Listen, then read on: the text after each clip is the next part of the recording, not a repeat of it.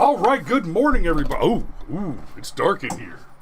See what I can't do about that. Oh, that's better. Oh, sorry about that. I sat down without turning on the lights. Whoops. To be clear, there were lights on in here, but not the studio lights, right? So, good morning, everybody. I've got Cameron on the line, but we've got him muted for just a minute while he buttons something up and gets in position to join the broadcast. I see Jamie, Steve, and Trish in the comments already. Good morning, people. Good morning. Thanks for joining us. And today, ladies and gentlemen, we are talking about aliens. Well, we're talking about UFOs. Well, tangentially, we're talking about UAP. So, the term UFO for the purposes of government reporting has been replaced with the term UAP. And often on this show we talk about the use of language and the abuse of language for political purposes. Steve says undocumented interstellar tourists. Yeah, we talk about things like abusing the language to say things like undocumented worker when what you really mean is hostile foreign invader. This is not such a case where no, Krista, not at all. There's no relation between UAP and WAP. In fact, if you're looking at a WAP, I'm relatively certain it is identified. And thank you so much for breaking that little piece. Ooh, you might have hurt my feelings a little bit. Anywho, the distinction between UFO and UAP, an unidentified aerial phenomena, is different than a unidentified flying object, not in category or kind, but in scale. So a UFO, the reason the distinction is made, UFO refers specifically to an object seen in the sky that we don't know what it is. UAP extends that observation to broader categories, so that the scope of the reporting and the scope of the investigation can include, not objects, like a significant disturbance in the air. Seeing something like the Aurora Borealis not where it should be would fall under that category as well, unidentified aerial phenomena. So it's a broadening of the category. I'm actually pretty comfortable with that. So, well, yeah, because sometimes these things happen in the water. Yes, they do. And in fact, that's one of the 5 major attributes of what qualifies as a UAP, is that it happens in the water and the air. Some of these UFOs that fall under the umbrella of the UAP have been observed going from extra-atmospheric space to Earth atmosphere sky to underwater with zero change in acceleration, in rate of acceleration or velocity, which, to the best of our scientific understanding, is impossible, because you're going from no resistance to some resistance to a shitload of resistance without changing your response to that resistance. I mean, even... Yeah, it's basically like having a belly flop that doesn't hurt. It's a belly flop without impact, unaffected by inertia, and that's weird. We don't understand that with our science. That's not how physics is supposed to work. Right. The 5 major attributes are anti-gravity lift, so something that moves not in accordance with the way we understand gravity to affect objects. Instant acceleration, going from not moving to moving at a certain velocity without traversing the necessary acceleration rate betwixt the two speeds.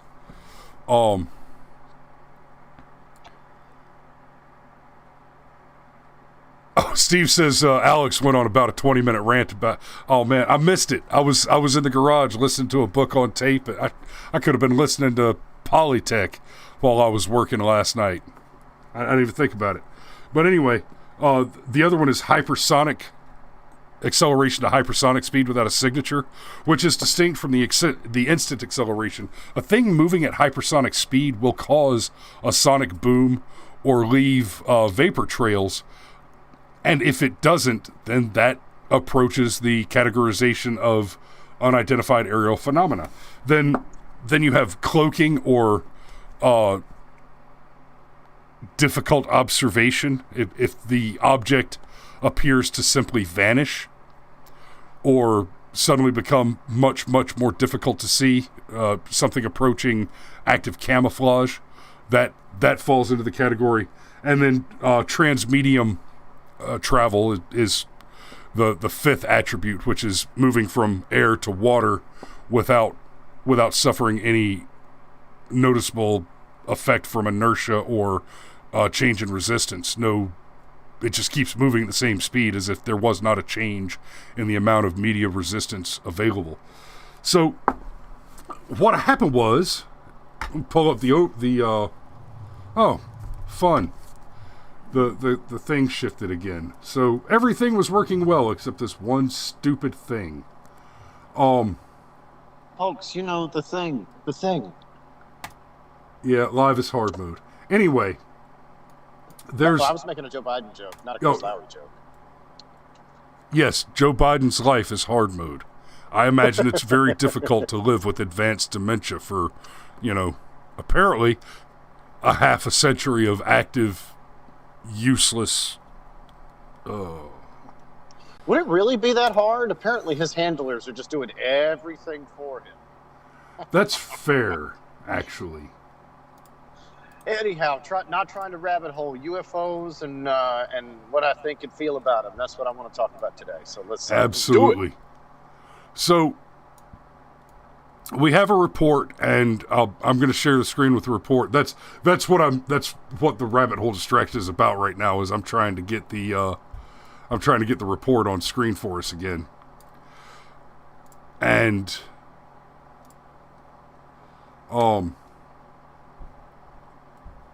that's not seeming to work. Son of a bitch. That's anyway. Okay. We can sum up. No, it's too much. Not really. Yeah, you're right. Too much, so it's only a 9-page report. And to say it's already a summary. Yeah, and to say it's a 9-page report is somewhat misleading itself. Damn it. Okay, well, I guess I've got all these frickin' articles pulled up and they're just not working. Steve says apparently Lowry and Drag came up during Polytech. That's It did, and I won't spoil it for you. I listened to Polytech this morning while I was grooming, and yes, Lowry and Drag came up. Well then. But UFOs and UAPs and aliens. So the report is 9 pages. The first page is a cover page, of course. So you're down to 8, and then the last 2 pages are citations. So the long anticipated report is really just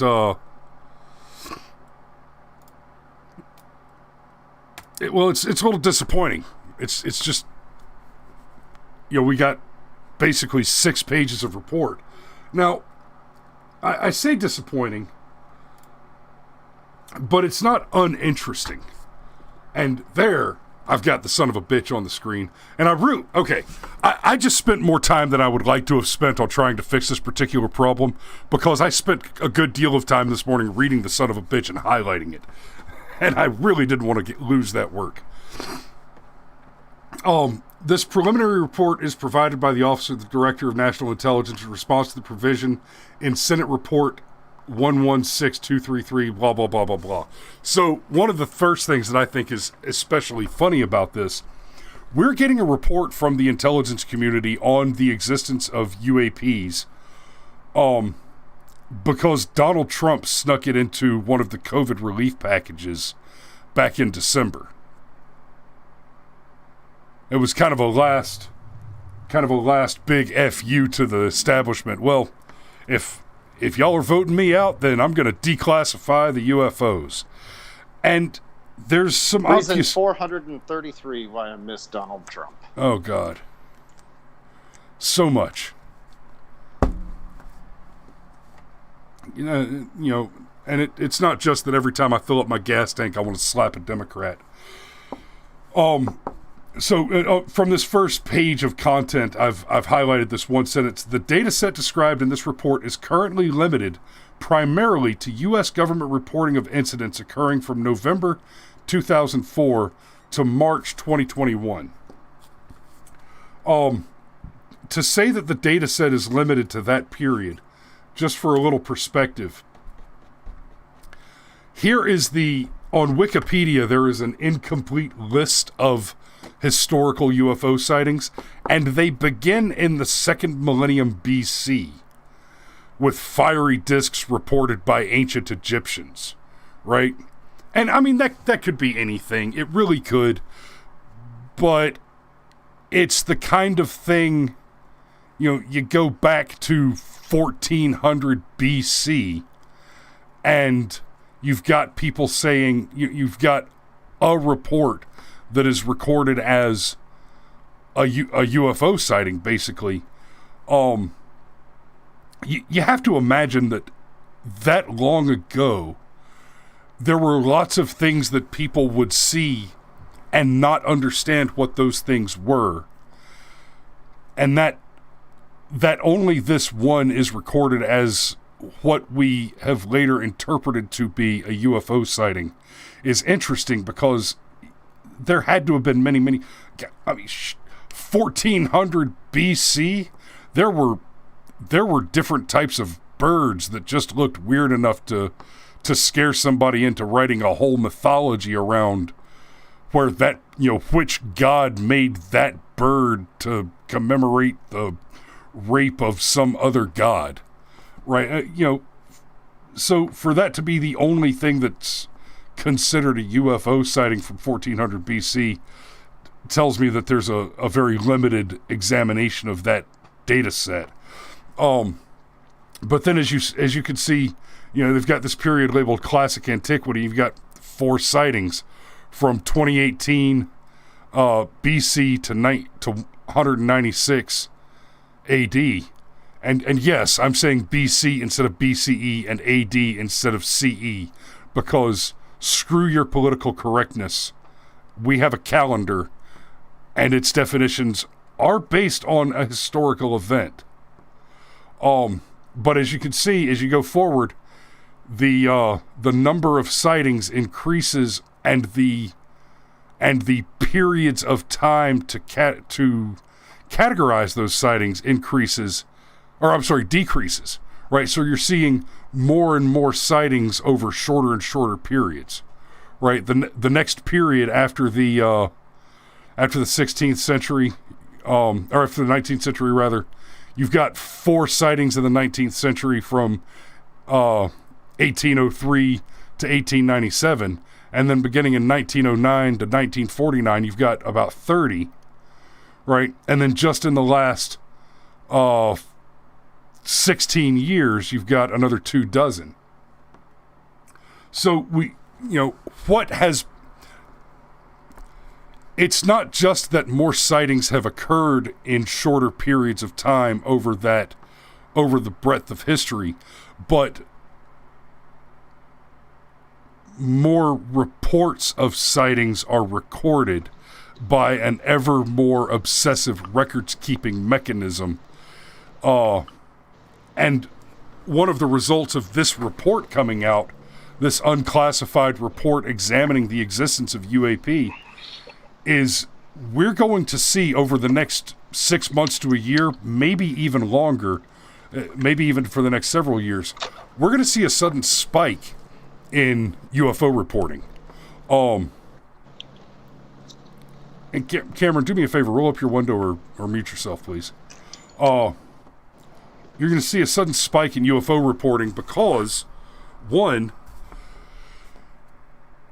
this destigmatizes and legitimizes the reporting itself, right? It makes it just a little bit easier to believe when somebody makes a report, generally. And in just, and I'll get back to this in just a second, that also means that we should take future reports with an additional pinch of skepticism. But it makes it easier to believe and harder to stigmatize or remain deeply skeptical of individual reports going forward. Now, that will be compounded by a rise in awareness, not only that UFO sightings occur, but a rise in awareness among internet content creators that UFO sightings are about to start pushing the search engine optimization and tripping the algorithm to make the production of content referring to UFOs more and more valuable as a content medium for people to capitalize on. That's why we're talking about it this morning. It's good search engine optimization. I find the topic extremely interesting as well, but go ahead, Kim. Plus I'm a big damn nerd. Yeah, huge nerd.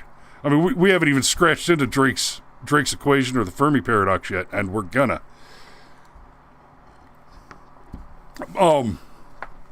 But that also means that as the awareness of the topic is increased, it will increase the quantity of content related to the topic, which will further accelerate the recommendation of the topic to more and more people who were previously less and less likely to be interested in the topic. And it will become, this is going to be water cooler talk for a while. The report itself is not uninteresting, but it's very vague. There's not a whole lot in it. And it's not earth-shattering stuff. And right. just to touch on what you're talking about, what I think happened, honestly, was Star Trek came out in the 60s, and there had been spaceships and aliens and little green men and all of that, but it was more fantasy. It was more action adventure in space as opposed to action adventure in the wild, wild west or whatever. Star Trek was the first thing in pop culture to exist that actually took these concepts seriously, to have character-driven stories that incorporated realistic scientific solutions to some of these problems, such as the ability to harness the matter-antimatter reaction. And if we could ever wrap our arms around that, energy crisis over. Like, there's no question about it. But we've got to wrap our arms around it. So by the time the 2000s rolled around, and that's when you start to really see a spike in these, not only the sightings, but the acceptance of these sightings, well, that's when the people that grew up watching Star Trek were in their 30s and 40s. And this bizarre thing happened with the rise of the internet. When I was a kid, science fiction, like being a Doctor Who fan or a Star Trek fan, like you were a nerd, that was distasteful. It was something to be mildly ashamed of. You kept it under wraps. And then somehow with the rise of internet culture, all of these sci-fi concepts became more acceptable to the point to where Disney buying Star Wars for a brief period of time was the best news any of us had ever heard. Now, granted, we know how all that worked out, and they murdered Luke Skywalker. But we did reach that point in the zeitgeist of the public. So it's not just that this report itself, is making the point that these reports are going to be more frequent and more accepted. Our pop culture, our zeitgeist, our collective consciousness was already primed to at least take the theory of these things serious. Right. So, Star Trek reference. Go. No, you broke up on us a little bit there, but we got you. So I'm going to read the executive summary all the way up to and including this highlighted sentence. The limited amount of high-quality reporting on unidentified aerial phenomena hampers our ability to draw firm conclusions about the nature or intent of UAP. The Unidentified Aerial Phenomena Task Force, the WAPTFA, considered a range of information on UAP described in U.S. military and intelligence community reporting, but because the reporting lacked sufficient specificity, ultimately recognized that a unique, tailored reporting process was required to provide sufficient data for analysis of UAP events. This is probably the most interesting thing to come out of this report, and I'll draw your attention. I'll draw your attention to this last highlighted sentence on the screen here. Let me see if I can make that a little bigger for you so you read it better.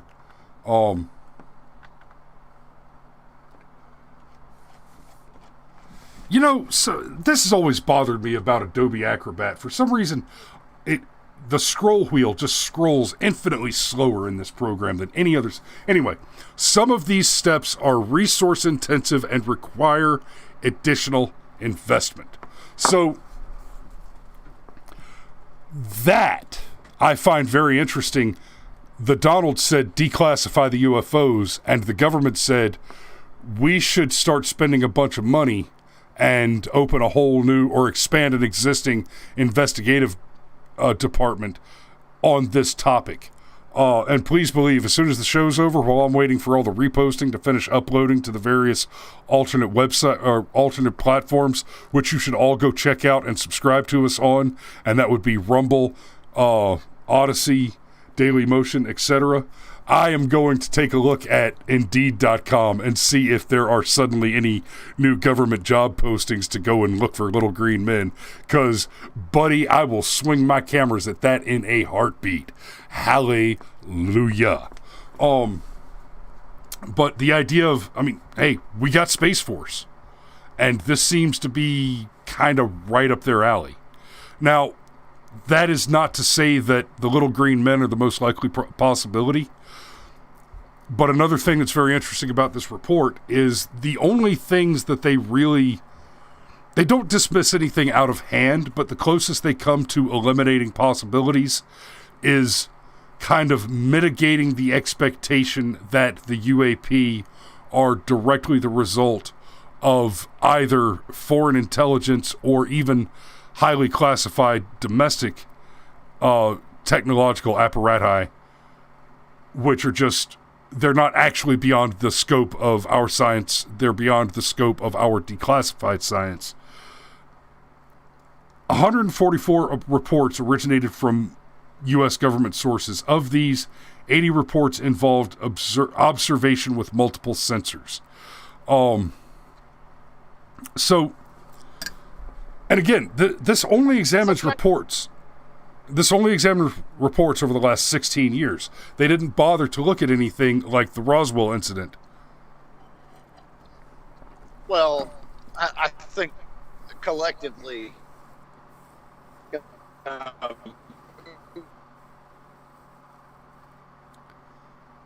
okay, Cameron, we're losing you, so I'm just going to treat you like you're not there until you speak a little more clearly in a minute. In fact, I think I've lost him entirely. I'm going to hang up and call him back.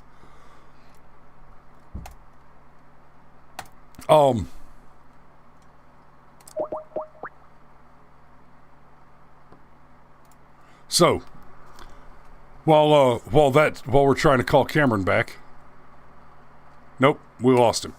All right, so you get just me now. The aliens have abducted the Cameron, apparently.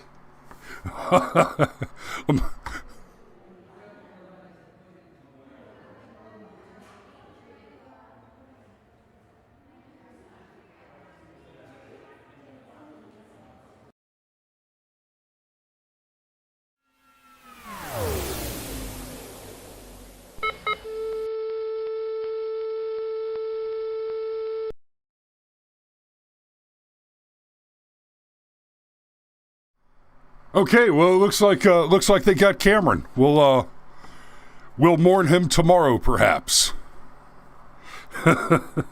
So, And I apologize. I lost my place a little bit, so let me just try to pick up. I'll pick up here.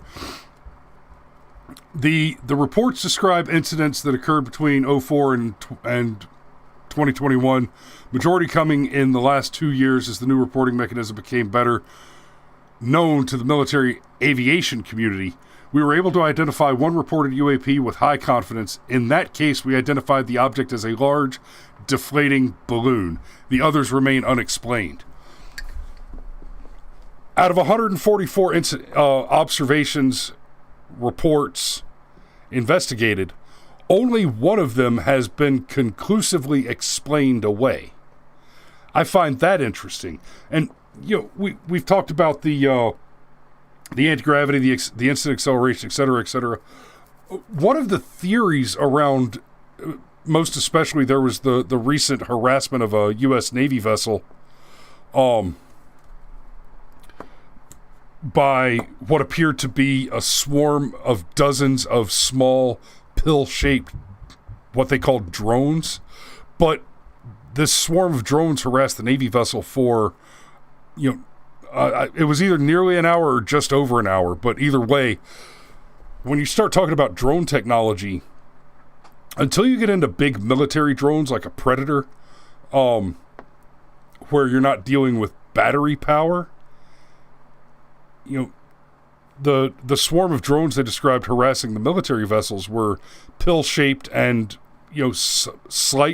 somewhat larger than like a DJI Phantom, which is the Phantom is the drone that you're accustomed to seeing. When you see icons of generic drones used in video production company logos, that's the Phantom. It's about it's about the size of a bread box, right? It's the size of it's about 1.5 feet across from propeller tip to propeller tip, and this is true of basically all of the best commercially available drones, the drones that are available to the general public, the one you can go buy to become a hobbyist. They're battery powered, and that battery's good for usually around 20 minutes. The good ones, like my DJI Phantom, will push up to maybe 27 minutes on one battery. And we're talking about a swarm of drones moving in concert with one another, in the case of the naval vessel harassment, for upwards of an hour. The battery technology doesn't exist, to the best of my knowledge, to achieve that. So that makes that one especially interesting to me, just on the sheer math of it. Another part of this report that's actually confused me when I first read it, or I didn't read it correctly when I first read it. They say that UAP sightings tend to... I can get rid of that. Okay. UAP sightings tend to cluster around U.S. training and testing grounds, but we assess that this may result from a collection bias as a result of focused attention, greater numbers of latest generation sensors operating in those areas, unit expectations, and guidance to report anomalies. Which is not to say that the claim here is that we expect that there are more things to be sighted near military bases because they're more interesting, but rather that it is more likely for sightings to occur near military bases because the soldiers are told to have guidance to report things that are suspicious, like aerial anomalies, and there's military bases have big sensor arrays, radar, and what's that other one?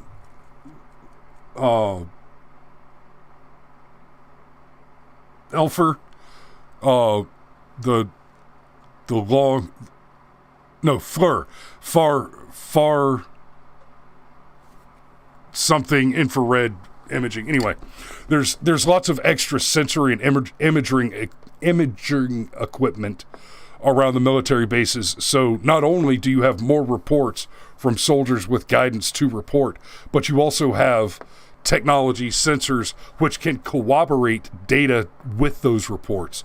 It's one thing for somebody to say, "Oh, I saw something in the sky and it was weird." It's quite another thing for somebody to report that they saw something they didn't understand in the sky, and then for an array of sensor equipment to include radar and the like, radar, LiDAR, FLIR, and all that, to say, no, there was a thing that was recorded by multiple sensor points. Now you're into multi-level, multivalent data analysis, where, it's one thing for me to see an object, but for me to see an object and smell something related to the object and hear a sound related to the object, that's 3 different data sets with completely different sets of data corroborating the same conclusion. That I see a thing doesn't guarantee the reality of it, but the more of my senses report on the existence of a thing, the greater the probability of the guarantee of its existence. That's why we have 5 senses. That's the evolutionary biological explanation for having 5 senses instead of just one. It might even seem that having only one sense to observe the world through would make things a great deal easier, but it would make things a great deal less certain as well. Now, kids put things in their mouth not because everything tastes like candy, but because your mouth is a little science lab. It's a little chemistry lab that examines the compounds that a thing is made of. Anyway, so I think I've come far enough that I should probably just bring us to a summary and conclude. And I'll read straight from here for that. The UAP probably lack a single explanation. I don't think that's an unfair statement at all. I would say, I would even go so far as to say that as a category, unidentified aerial phenomenon simply lack a single explanation.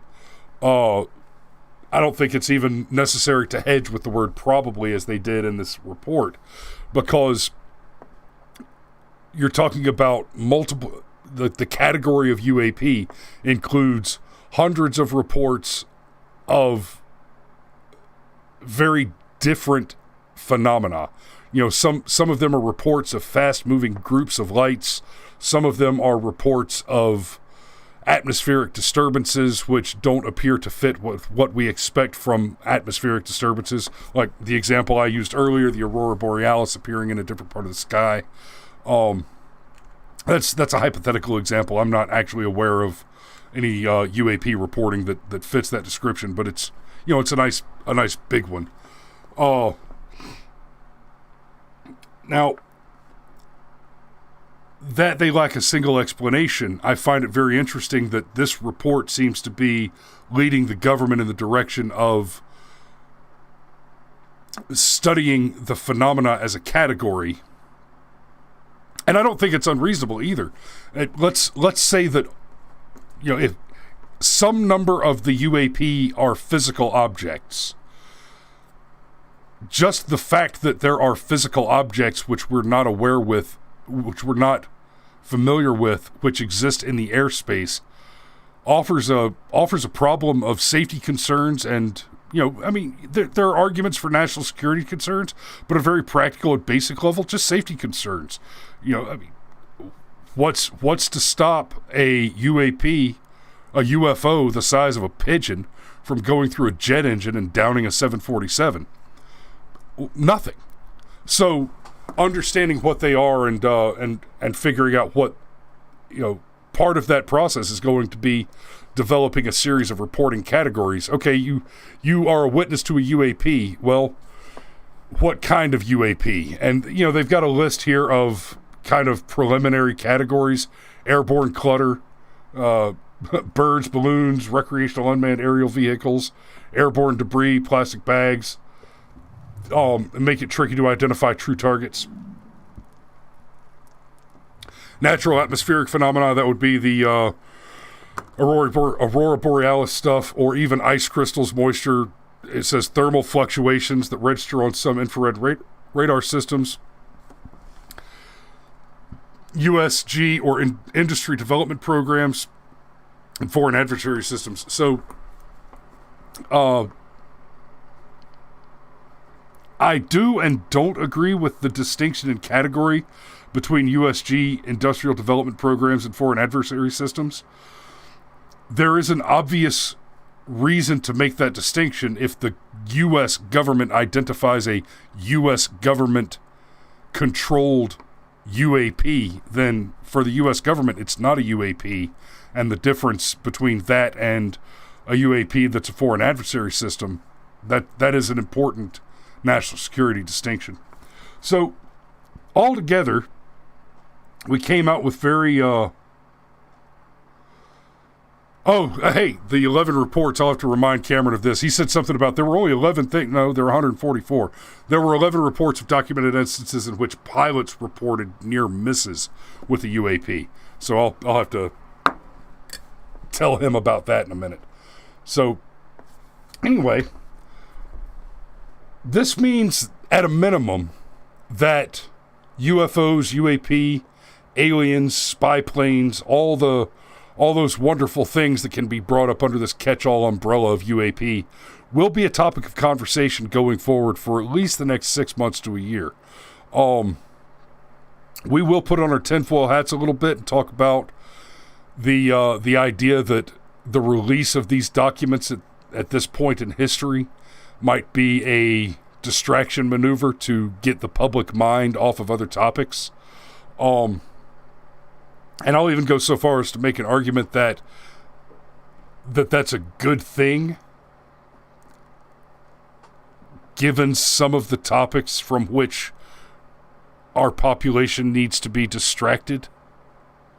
I want to phrase that very carefully for right now and develop the concept later, but there are some things going on right now that are only going on right now because of the way people think about them. And getting people productively thinking about something other than critical race theory could be a very positive development for the entire planet and history in general. So we'll dig into that a little more in a future episode, probably within the next week or two. And apart from that, I think I'm gonna go ahead and wrap it up for today. Thanks, guys, for watching. We will be back tomorrow and Thursday and Friday. Thursday morning, I don't know what we're covering tomorrow and Thursday yet. I'm attending a high-profile event tomorrow evening, and so probably Thursday morning, no matter how my adventures at the event tomorrow evening develop, I suspect Thursday morning show will be about what I'm doing tomorrow evening. And Mayor Giuliani's going to be in Atlanta. And so hopefully I'll have some footage with America's mayor after tomorrow evening. Because, yeah, I might have got an invite.